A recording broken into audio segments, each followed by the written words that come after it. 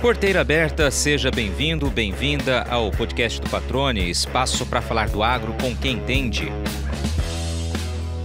A vocação para um bom diálogo é uma das características da nossa convidada de hoje, que, aliás, chegou a prestar vestibular para jornalismo antes de entrar na faculdade de agronomia. Boa comunicadora, ela tem exercido um papel estratégico no apoio ao desenvolvimento de novas tecnologias voltadas para o agro.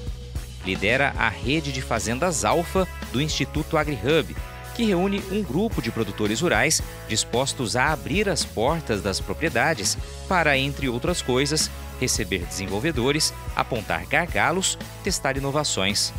No bate-papo, ela também fala sobre a importância do mapeamento de processos na atividade rural, metodologia considerada estratégica para quem busca melhorar a gestão do negócio. Foi ainda na infância que a agricultura começou a fazer parte da vida da Heloísa Zucconelli, quando o pai, ex-comerciante do interior do Paraná, veio para Mato Grosso em busca de oportunidades e tornou-se produtor rural. Apesar do convívio com os assuntos relacionados à fazenda, ela diz que demorou a pegar gosto pelo campo. Hoje, é declaradamente apaixonada pelo agro e pelas causas do agro, o que é fácil perceber pela dedicação que emprega na busca pelo fortalecimento do setor e, é claro, a cada conversa, como a que você começa a conferir agora. Heloísa Zucconelli, que legal poder parar um tempinho, né, na tua agenda, na minha, para a gente poder conversar e dessa conversa, né, levar informações para outras pessoas também por meio desse podcast. Obrigado por ter aceitado o convite, né? A gente se vê constantemente aqui pessoalmente, mas calhou da entrevista ser no momento em que você está viajando, mas prontamente atendeu o convite. Como é que você está? Tudo bem? Seja bem-vindo ao podcast do Patrone. Muito obrigada, Patrone, que honra estar aqui. Muito obrigada pelo convite. É sempre assim, né? Essa questão. Todo dia a gente se encontra e na hora do convite eu não estaria aí. Mas estou aqui agora e estou super feliz de poder compartilhar um pouquinho da minha jornada com você e com todo mundo que vai ouvir. Aliás, viajar tem sido uma constante na tua vida, né? Você está fazendo parte de um movimento muito legal do AgriHub, a gente vai falar disso mais adiante, mas tua agenda está aí bastante movimentada, né, Lu?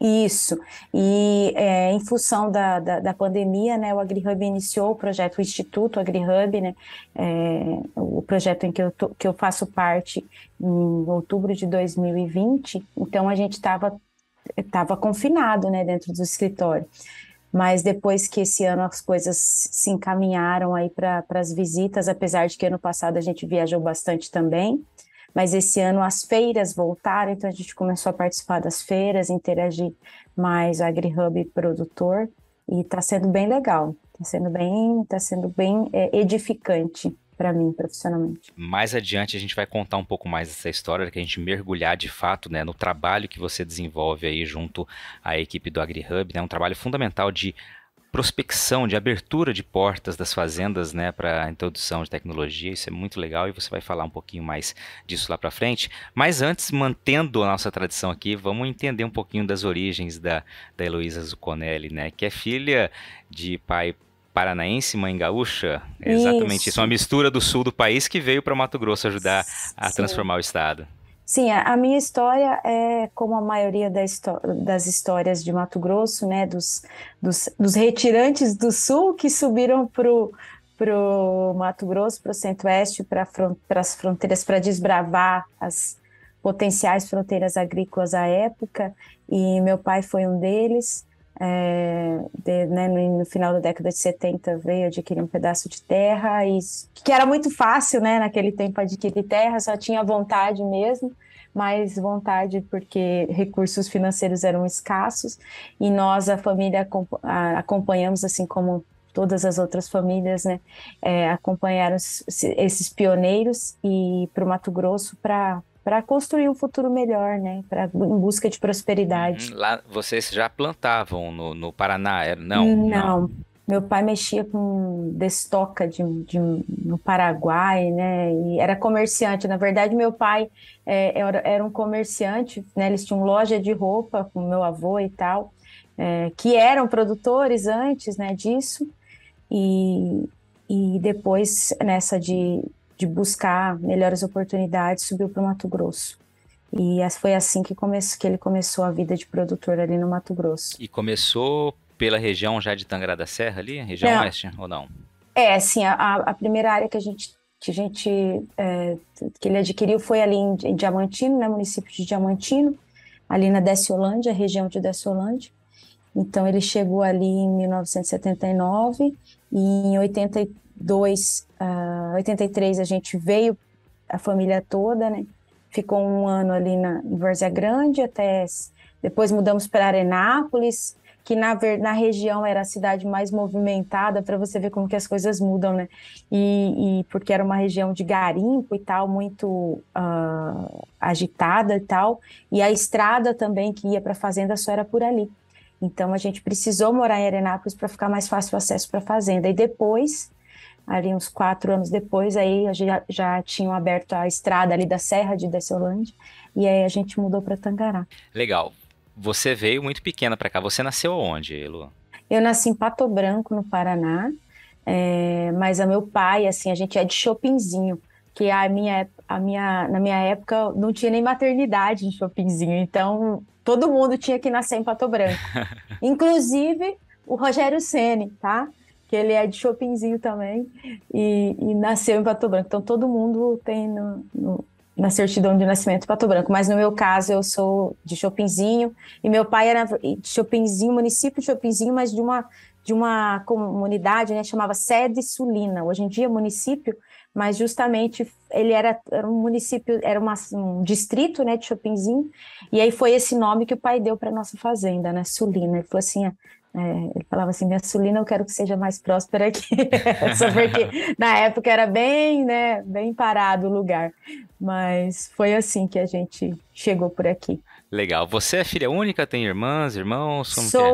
Sou a mais velha de 4.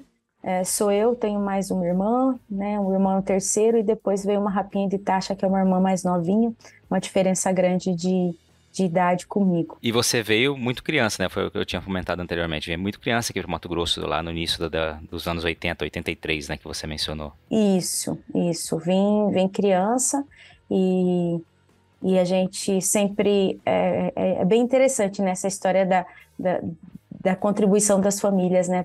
Porque tudo que aconteceu em Mato Grosso, né?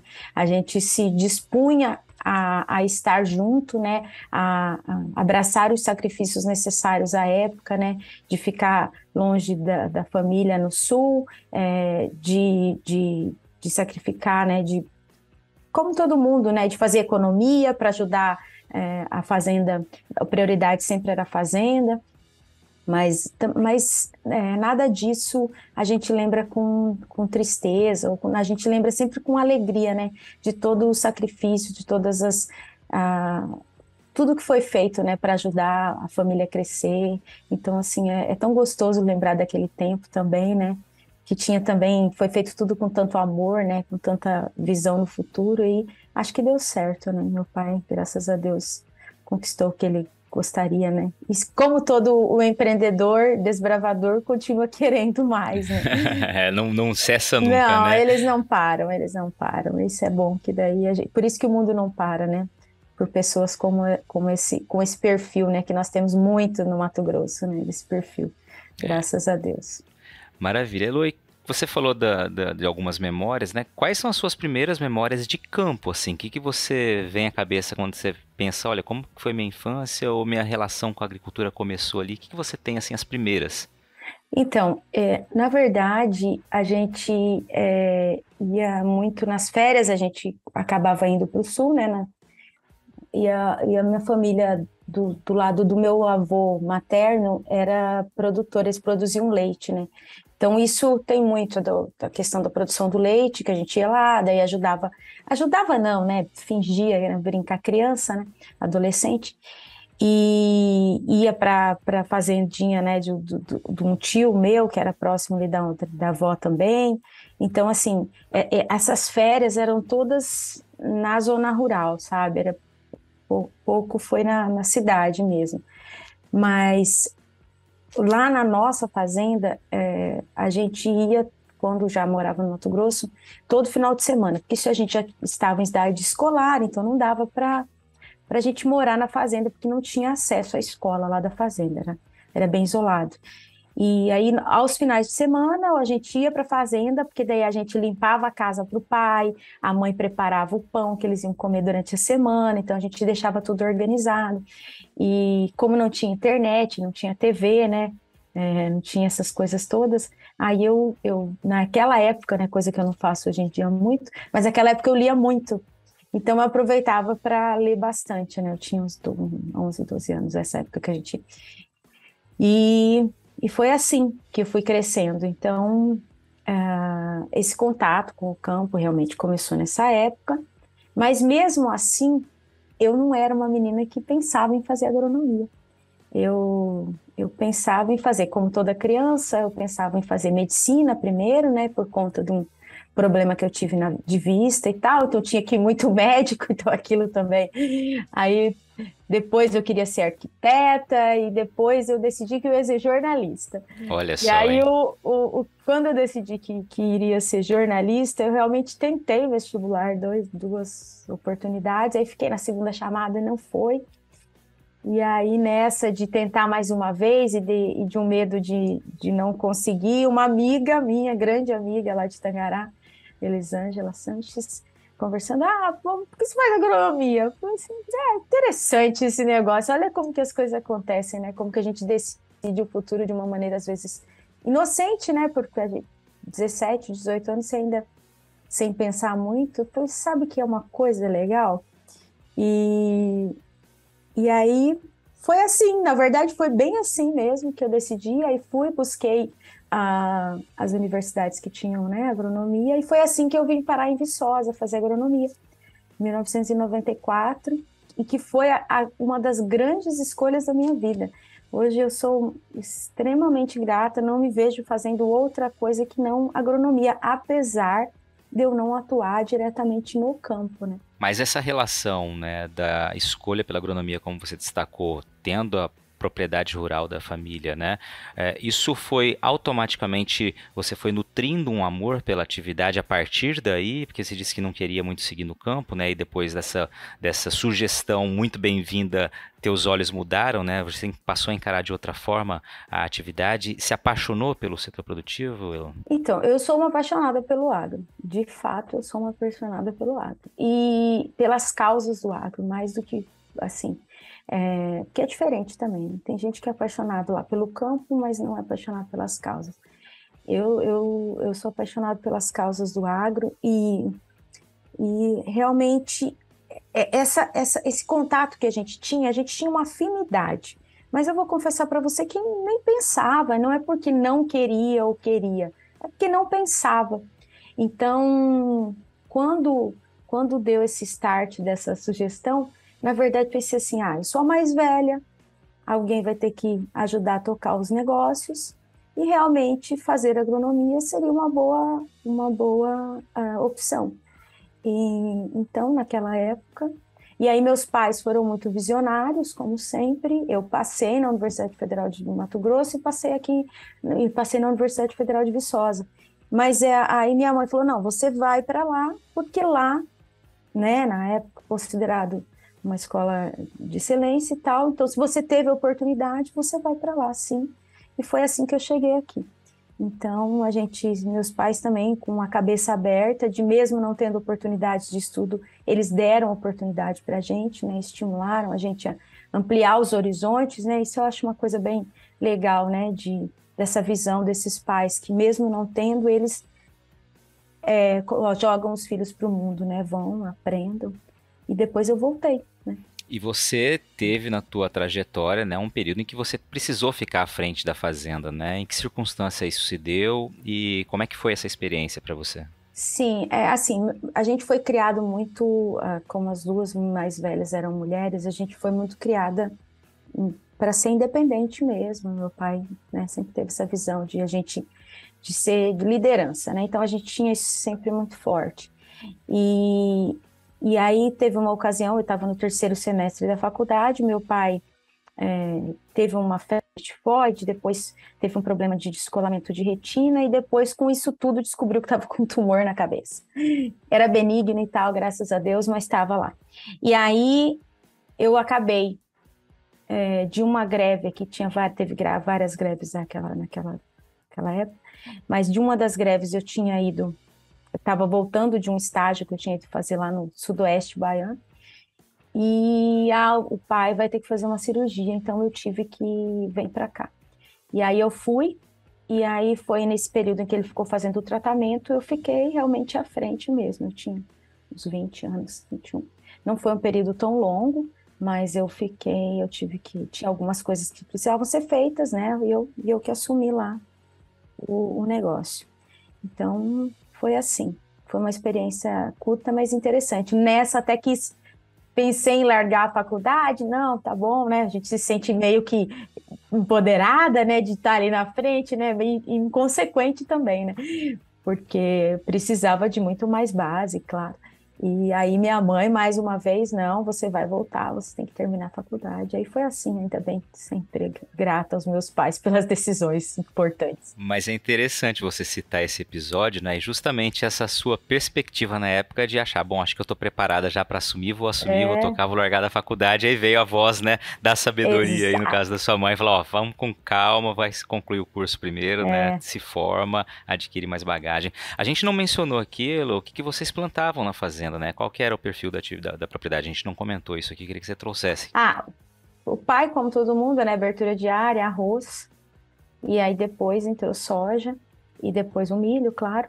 E aí a gente, agora de 2014 até 2018, né? Que a gente produzia sementes, né? A gente construía uma sementeira e produzia sementes. Mas aí a gente também, por vários motivos, oportunidades de negócio, a gente acabou arrendando. Então, por isso que eu trabalho na AgriHub hoje, né? Pois é, hoje a propriedade já está arrendada, então, né, desde 2019 vocês arrendaram, né, não estão, né, tocando a atividade, mas estão de olho, né? Então, eles não se aguentam, né? Eles estão mexendo com outras atividades e como produtor tem aquilo, né? E estão querendo voltar, não sei no ano que vem. Legal, o pessoal costuma dizer, né, que fica tanto no campo se envolvendo com a atividade, com a safra, enfim, né, há uma paixão ali, a rotina, e quando a renda passa 1 ano, 2 anos, 3 anos, começa a bater aquela saudade, né, às vezes vê a oportunidade chegando aí também e fica naquela ânsia de tentar voltar, né? E eu acho que é bem interessante essa questão de você ter esse tempo longe da atividade e um amadurecimento que você tem em relação a enxergar a atividade de uma maneira diferente, né? Apesar de que todo mundo vem buscando, né, uma melhor gestão, eu tenho visto isso, né, nas viagens aí do AgriHub, isso tem me impressionado bastante, o quanto as pessoas estão atentas e sedentas por melhorarem a gestão, os produtores, as pessoas, os empresários no geral, né? Vamos combinar, todo mundo, né? Eu acho que é uma onda geral essa. Por necessidade, mas também por uma visão de que isso é melhor para o negócio mesmo. Então, esse afastamento que você dá, né? Essa visão de longe do negócio, te faz enxergar coisas diferentes e amplia os horizontes mesmo. Então, eu acho que caso, né, a gente volte a plantar, vai ser de uma maneira diferente mesmo, apesar de a gente já estar buscando, né, profissionalizar o negócio, mas esse tempo foi importante, eu acho, para amadurecer alguns pontos que eram necessários. Pois é, e a evolução ela é constante, né? A gente está falando de 40 anos praticamente que vocês estão aqui em Mato Grosso, né? De fato com a família, mas desde 79, então passa um pouquinho de 40 anos, né? E gradativamente a gente vê mudanças na maneira de gestão, né? Cada vez mais moderna, inserção de tecnologias e de fato, né? Você dá esse break aí de 2019 para cá, uma nova oportunidade, encara de uma maneira diferente do que encarava até então, né? Acho que é natural também esse caminho quando você está aberto a enxergar o que está acontecendo, né? Sim, você falou uma coisa muito importante, estar aberto, né? A gente precisa estar aberto o tempo todo para aprender, né? Que a gente tem que estar constantemente aprendendo, né? A gente aprende todo dia e para admitir coisas que a gente faz que a gente pode melhorar, né? Porque isso é importante também, né? A gente tal coisa eu fazia de um jeito, agora pode ser feito de outro, ou o contexto exige que eu faça de outra maneira, né? Então, esse estar aberto a, a essas mudanças. E essas mudanças não são só tecnológicas, né? Tecnológicas são parte das mudanças. Então, eu acho que esse é um ponto bem interessante que a gente vai linkar lá com os produtores alfa, né? Que eu era parte da rede alfa, né, também, né, como produtora. Vamos então direto já começar a falar da rede alfa, né? Você disse, desde que arrendou a propriedade, você passou a fazer parte também da equipe do AgriHub, né? E eu queria que você começasse explicando o que que é de fato a rede de fazendas alfa. Então, quando o AgriHub foi criado lá em 2000, a ideia em 2016, né, 2017, uma sacada assim muito, muito importante que foi tido, que teve, né, na época, foi essa questão de formar uma rede de apoio de produtores, porque eles estavam entrando. Qual que era o objetivo do AgriHub? Ser um hub de inovação e tecnologia. Então, eles precisavam justamente dos produtores, né, com perfil diferenciado, e aí entra muito, né, uma das características que estão elencadas como alfa. Visionário, aberto ao novo, com apetite ao risco e que apoiam, né, a pesquisa.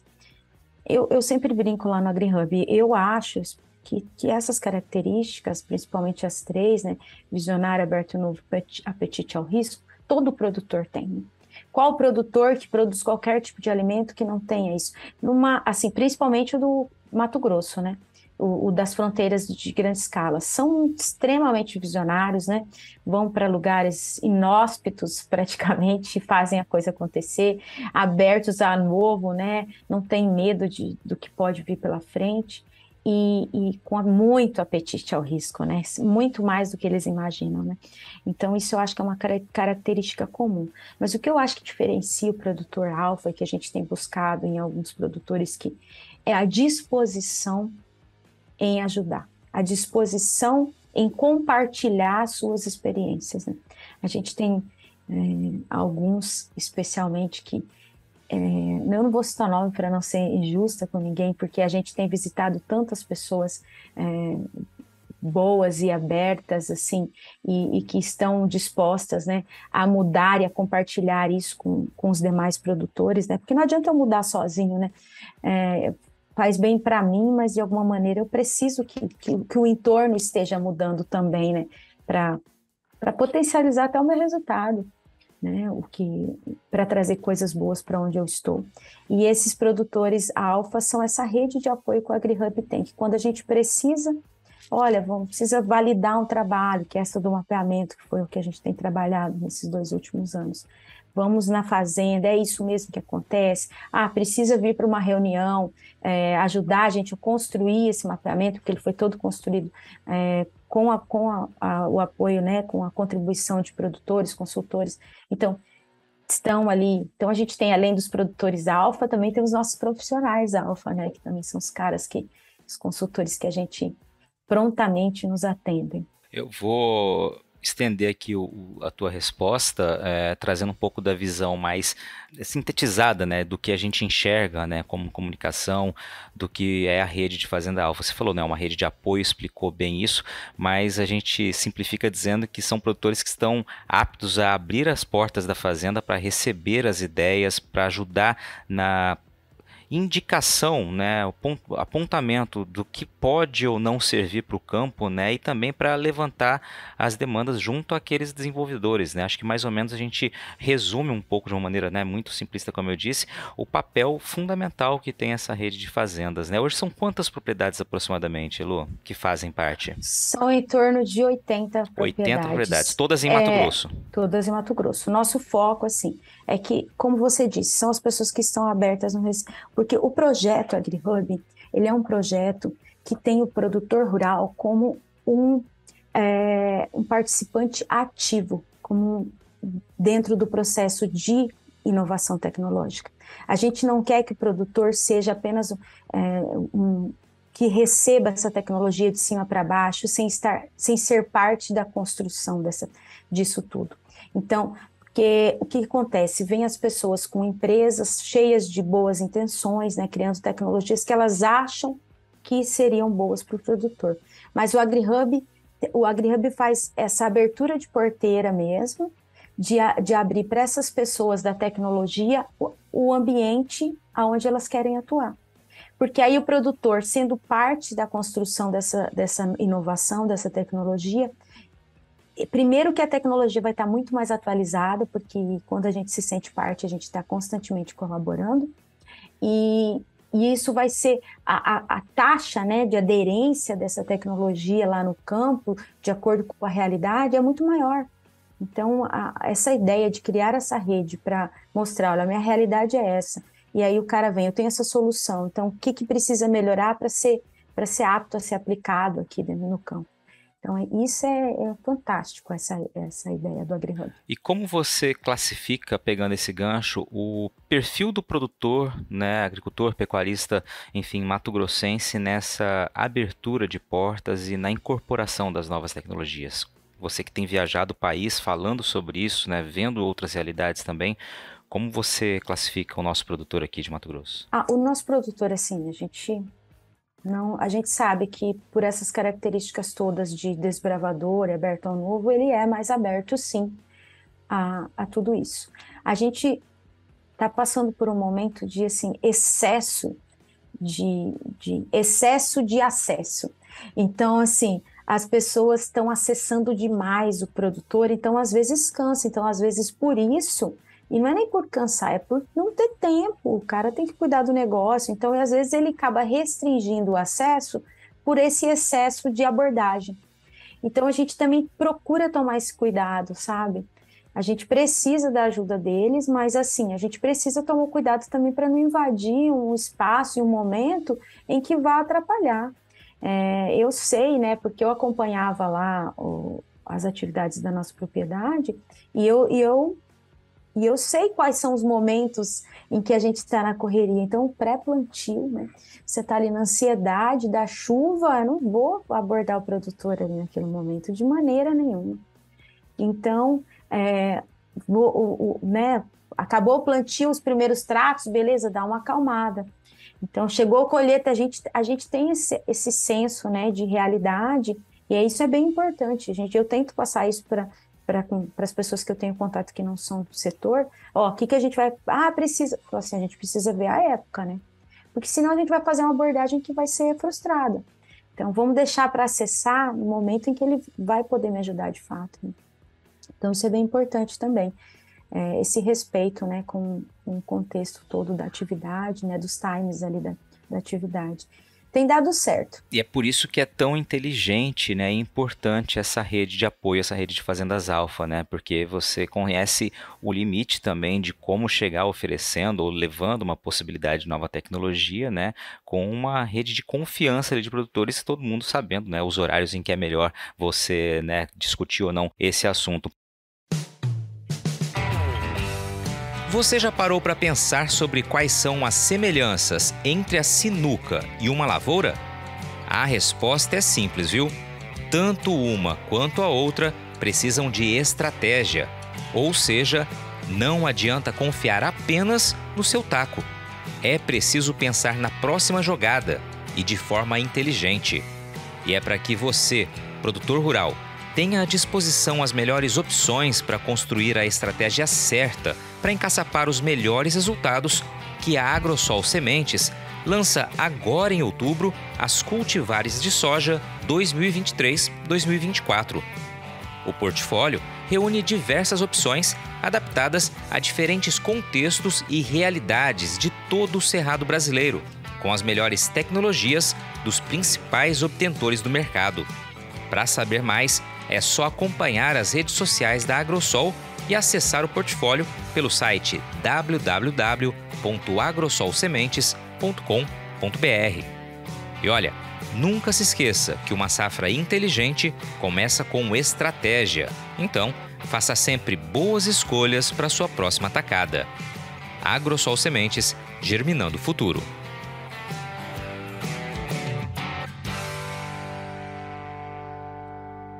Agora, falando da incorporação de tecnologias pelos agricultores de Mato Grosso, é algo que chama a atenção de fato. Você falou, né, do perfil desbravador, né, que a gente tem aqui nos últimos 40 anos aí noticiado, né, sempre dando destaque ao que foram esses 40 anos.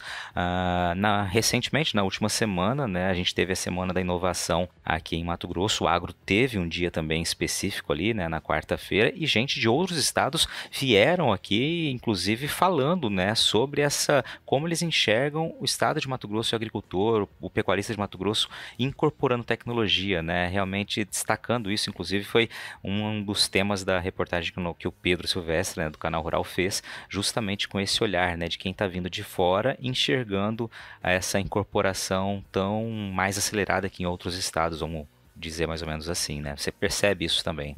Isso, eu acho que a gente adere tecnologia primeiro por essa visão, claro, mas por necessidade também, né? A nossa escala, né? Um dia eu comentando assim, o Mato Grosso ele não planta muito, não tem que ser por luxo, é por necessidade que a gente precisa ser grande, né? A gente está logisticamente, né?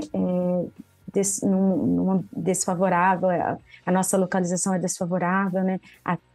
Tem melhorado muito, lógico, a gente não pode, mas ainda assim a gente é longe de todos os portos, os insumos chegam, né, de maneira mais cara, mais caros para a gente. Então, assim, o produtor mato-grossense, ele precisa buscar essa eficiência, e eu acho que está muito claro para ele nesse momento. Então, o que a gente precisa entrar no equilíbrio do que, de fato, essa tecnologia vai ajudar a aumentar essa eficiência, não vai ser só mais uma ferramenta para atrapalhar dentro dessa caixa de ferramentas que ele precisa ter, mas ele busca, sim. E aí uma coisa que também precisa ficar clara é que a gente, mesmo sendo um early adopter, né, aquele que adota mais cedo, a gente também não adota todo dia, né? Não adota todo mês, toda semana, porque não há necessidade disso, né? Então, as pessoas, eu sempre falo, né? Essa questão de, o cara vai comprar uma tecnologia, já compra uma máquina lá com muita tecnologia embarcada. E a gente precisa desembarcar essa tecnologia toda também, né? Porque não dá tempo da gente fazer. Mas não é essa adesão, ela não vai acontecer assim, no imaginário das pessoas, né? Eu acho que não, todo dia o cara tá. Não é bem assim, né? Não é bem assim porque primeiro custa e não só depende da vontade do produtor, depende de recursos humanos para utilizar tudo aquilo, né? Depende de assistência técnica, depende de muitas outras coisas, e de recursos financeiros mesmo. Os custos ficando cada vez mais altos, né? A margem cada vez mais estreita, a gente precisa ser grande e precisa ser eficiente. Então, eu estou vendo que talvez uma resistência boa é uma resistência, não daria nem para falar uma resistência, é uma visão profissional. Eu vou analisar através de dados, posso comprar, não posso. Então, eu acho que isso está evoluindo, né? A gente tem uma longa jornada a ser seguida, mas eu acho que já está evoluindo, né? Ninguém está entrando assim só porque não, vou comprar porque é bonito, você ainda tem isso, mas está melhorando muito. Quer dizer, é uma adesão racional, né, e consciente. Exatamente. Né? Eu acho que esse aí sintetiza. E também, mais uma vez, né, e aqui não é rasgar seda para o trabalho do AgriHub, porque realmente eu acho que é louvável o trabalho que vocês fazem aqui. Tem um mapeamento das agtechs também, né? Ou seja, e tem o próprio no site aquela possibilidade do produtor enxergar quais são as startups, né? As tecnologias que podem ser aplicadas à realidade, à necessidade dele, conforme interesse de investimento, conforme nível de maturidade. Ou seja, é uma maneira de triar de fato tudo isso que está disponível e aquilo que de fato vai fazer sentido para a minha propriedade rural, para a minha atividade, né? É outra das ferramentas que o AgriHub disponibiliza. Elo, antes de eu passar mais uma vez a palavra para você, eu só vou fazer aqui um registro. A gente está falando bastante aqui, claro, do AgriHub, né? E a gente já teve outros episódios aqui no podcast em que trouxemos pessoas ligadas à história ou mesmo à gestão do AgriHub, né? O episódio 16, por exemplo, foi com o Otávio Celidoni, que é o diretor executivo do AgriHub, né? O curioso que virou executivo. No episódio 39, o Fábio Silva, né, Metamorfose Profissional, falou também do trabalho do AgriHub, justamente principalmente focado aí mais nas agtechs, né?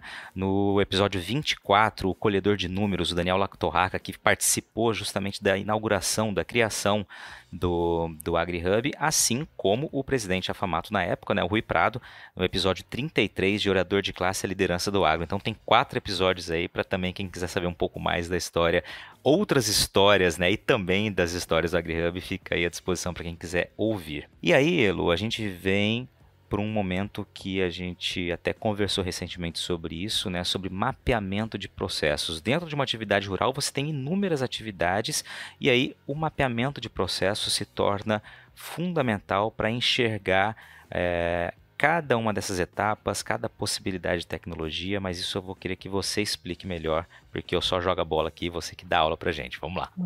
Aula não, né? Eu também sou uma aprendiz nesse mundo do mapeamento de processos, né? O mapeamento de processos, ela é uma metodologia de gestão e automação de processos. Então, ele tem níveis diferentes de detalhamento. Por que que ele foi escolhido para ser uma ferramenta de apoio aqui para o nosso mapeamento de agtechs? Na verdade, o mapeamento de processos é o que dá base para a gente fazer a nossa plataforma lá que o Fábio lidera, de mapeamento de agtechs. Quando o AgriHub começou as primeiras rodadas, nos Conexões AgriHub, o Otávio já deve ter comentado isso, as startups se apresentavam com a base tecnológica que elas ofereciam. Então, se elas eram blockchain, se elas eram um IoT, se era inteligência artificial. Mas aí, no final do dia, assim, tá, mas e aí? Como você me ajuda de fato? Em que parte do processo produtivo você pode me ajudar? E aí eles enxergaram que precisaria alguma coisa para deixar isso mais claro para as startups se localizarem, né? Se alocarem dentro do processo produtivo. E porque muitas delas não sabem nem por onde começa nem onde termina, né? Antes de começar a pensar na solução. E não tem nenhum mal nisso. Eles são especializados em outra coisa, né?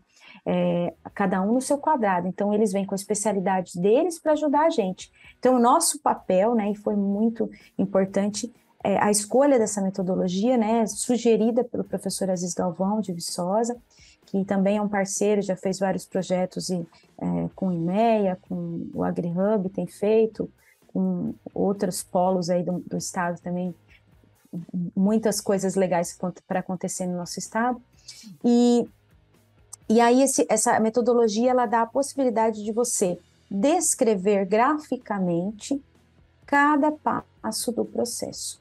E aí nós, como AgriHub, desenhamos os macropassos, né? Uma visão mais, eu brinco, de drone. Né? Então eu tenho lá a produção agropecuária como um todo, né? Que ela vai ver alguns processos de escritório, e aí, de fato, o processo de produção, né? Seja ele animal, seja produção agrícola, seja produção florestal. Então, ele dá essa clareada. Então, eu dou essa subida, olho de cima e depois eu vou lá, por exemplo, na produção agrícola, que é o exemplo que a gente usou lá no Bom Dia Senar. Produção agrícola, eu entro dentro da produção de grãos, né, que a gente fez de soja e milho.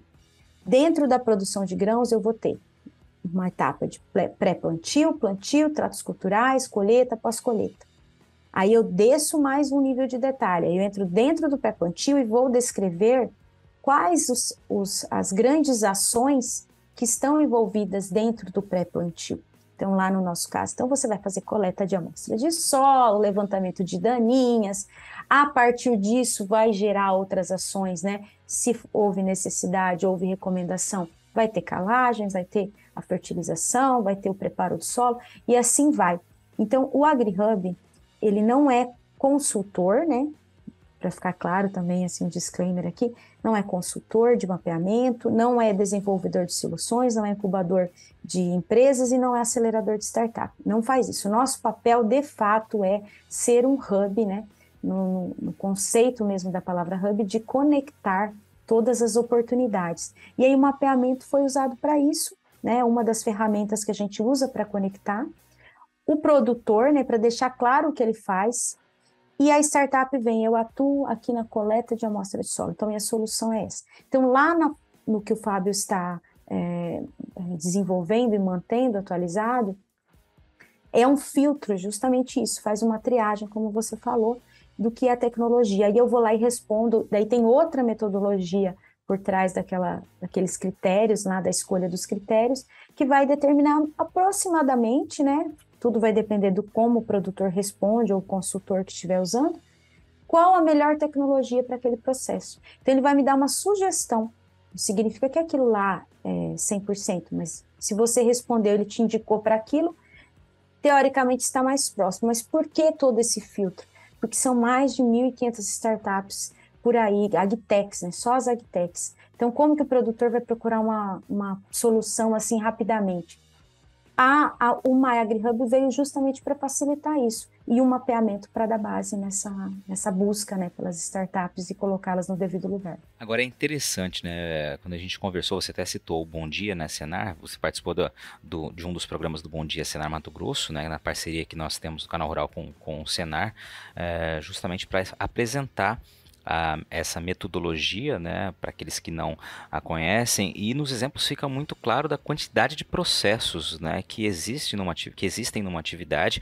Um exemplo, a produção de grãos ali, você tem inúmeras atividades, inúmeros processos dentro da produção de grãos ali que cabem, né, novas tecnologias, cabem mudanças ali no processo. Então o mapeamento ele deixa isso muito claro, né, da infinidade de possibilidades que você tem para tentar buscar resultados melhores, ser mais assertivo, né, conforme, claro, a necessidade que se enxerga. Mas o mapeamento, pelo que eu entendi na sua explicação, de fato é uma maneira muito mais fácil e prática de você enxergar esse todo, né? Exato. Vai me orientando aí, tá, Patrone? Porque você como jornalista, consegue sintetizar isso muito melhor. E é bem isso mesmo. Eu só falei da primeira função que o mapeamento teve para o AgriHub, que era essa deixar claro para as agtechs, né, conectar a solução ao devido problema, ou desafio, né, que nem sempre é um problema, um desafio. E aí, mas genuinamente a metodologia é de gestão. Então, a gente deixou também à disposição do produtor, que agora nós temos lá aquele material AgriHub Map, que foi divulgado semana passada na Semana de Inovação, justamente um primeiro passo. Aquilo é o primeiro passo que você faz quando você inicia o mapeamento. Então, você vai desenhar os seus macroprocessos e depois você vai entrar no detalhe de cada um. Porque na sua fazenda vai ser de um jeito, na do outro vai ser de outro e na minha vai ser de outro. Então, mas é uma ferramenta que deixa realmente desenhado esse mapa aí de onde eu preciso ir, onde eu estou, qual é o meu processo crítico, né? Então, lá dentro do pré-plantio, a gente pode identificar qual o processo crítico aqui que determina todos os outros processos. Uma coleta de amostra de solos é um processo crítico, porque a partir daquele resultado, eu vou tomar várias outras ações, né?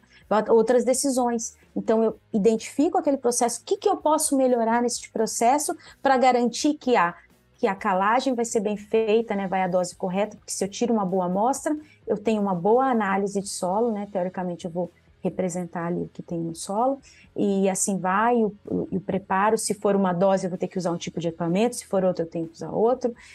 Então, tudo isso facilita, mas é uma ferramenta que a gente deu um primeiro passo, e agora a gente também já está em buscando nessa parte de gestão, a gente está em busca de melhorar isso, de fazer mais ações dentro do AgriHub que ajudem o produtor a usar o mapeamento como ferramenta de gestão mesmo. Estimular ele a fazer isso, né? Então, a gente fez esse desenho, que nada mais é do que ele faz todo dia, né? A gente só colocou no papel o que ele faz.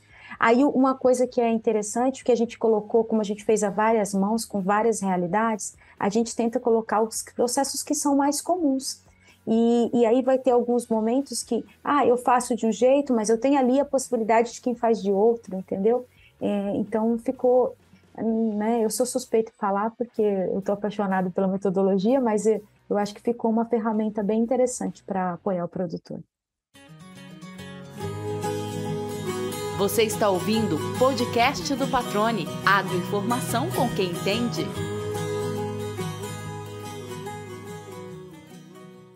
E aí eu vou fazer uma provocação aqui contigo, Elo. Você falou há pouco, né, quando a gente comentava sobre vocês, a sua família na atividade rural e que tinham interesse, né, já estão olhando a possibilidade de voltar, né, depois de 3 anos aí praticamente longe de uma safra ativamente, né? E você disse que fariam muitas coisas diferentes. O mapeamento de processos entraria numa nova atividade rural tocada pela família de vocês? Com certeza, tem uma história interessante. Em 2014, eu, dentro da gestão, eu fui em busca de mapeamento de processos. Fui em São Paulo, fiz curso, mas o mapeamento de processo é o tipo de coisa que você precisa ter apoio da empresa toda para você realizar. Não é tão simples assim, pode parecer depois que está ali no papel. E aí, eu tive esse contato com o mapeamento, aquilo ficou no passado e agora no AgriHub eu tive a oportunidade de fazer uma coisa que eu era louca para fazer. Então, certamente o mapeamento de processos entrará em uma nova fase de cara, porque ferramenta de gestão, é uma ferramenta excepcional de gestão. Não é nada é simples, mas eu acho que também daí vem a disposição do gestor, né, dos gestores das novas gerações que estão chegando para usar. E aí, como a gente colocou lá, né, além da gestão de capacitação, né, quando eu tenho uma operação acontecendo, como eu vou entrar no detalhe dentro da minha propriedade, por exemplo,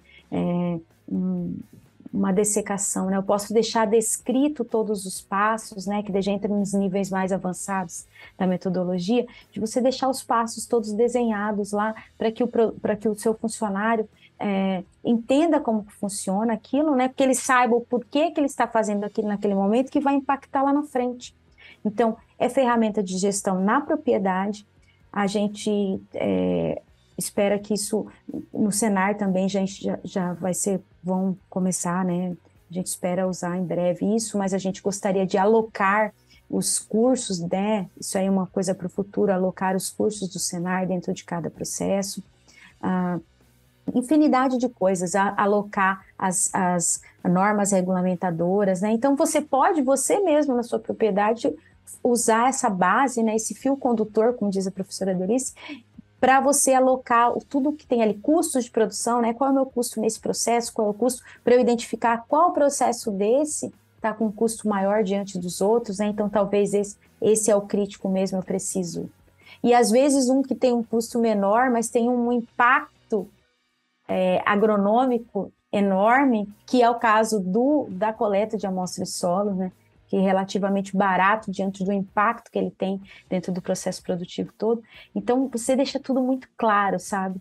É apaixonante esse negócio. Dá para ver aí no entusiasmo com que você fala sobre o tema, né? Realmente é fascinante, é muito legal e te permite, como eu citei ali, né, enxergar o todo de uma maneira mais clara, né, já que está num papel, vamos resumir dessa maneira. E você citou na tua resposta anterior, né, que justamente na Semana da Inovação vocês lançaram ali um dos trabalhos que vocês fizeram, né, que é o AgriHub, é o MAP. A gente chamou aquele material de AgriHub MAP, que é um resumo, né, de tudo que tem sido feito no AgriHub, né, também nesses últimos tempos, e aí a gente deixou à disposição lá as cadeias produtivas mapeadas até agora. Então tem a produção de grãos, né, com soja, que serve para soja e milho, a de algodão, cana-de-açúcar, bovinocultura de corte, leite, suinocultura. Nas próximas semanas já vão sair a de avicultura e eucalipto, né, produção de eucalipto. Então que a gente contempla daí a integração lavoura-pecuária-floresta, né, que é uma coisa que está cada vez mais crescente no Brasil todo, né? E uma coisa importante a gente dizer dessa metodologia é que ela é muito usada na indústria. Então, no agro, ela ainda é pouco usada. Ela pode ser usada, ela deve ser usada em todo tipo de negócio. Inclusive, no seu negócio de jornalismo, você pode usar, né? Então, é bem interessante essa ferramenta de gestão que está à disposição do produtor. Bom, Elo, então, quem quiser buscar mais informações, ter acesso a esse trabalho que vocês fizeram, qual é o caminho? A gente tem um link para acessar esse mapa que está disponível ao produtor. Podemos colocar esse link disponibilizar também aqui na descrição do episódio, né? Por favor, façam isso. Será ótimo para a gente. Quanto mais gente acessar, melhor.